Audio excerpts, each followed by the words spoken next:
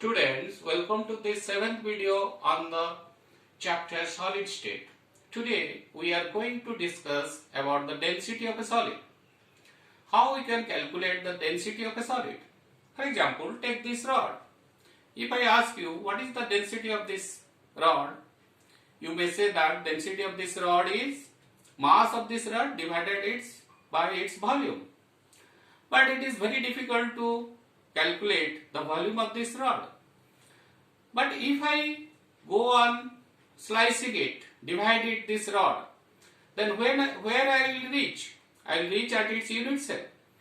Because the unit cell is the repeating unit of this solid. So, the density of a solid is the density of its unit cell.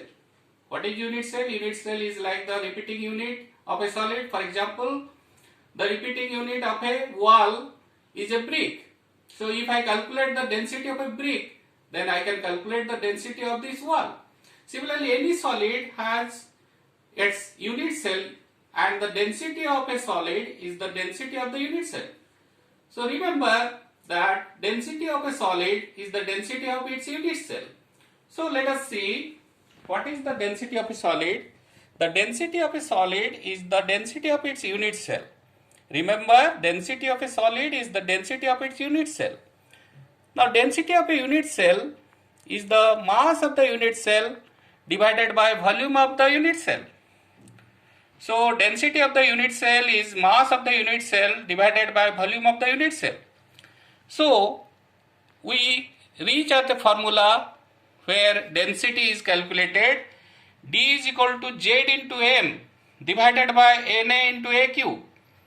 So, see this formula carefully, where D is the density of the solid, Z is the number of atoms per unit cell, also known as rank, M is the molar mass, and Na is the Avogadro's number, and A is the edge length of the unit cell.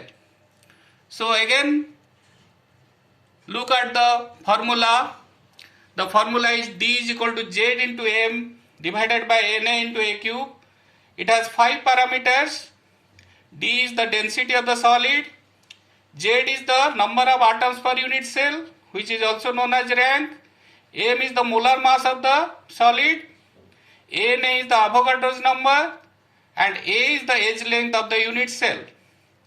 So, if we can have the 4 parameters known, then the 5th parameter can be calculated by using this equation.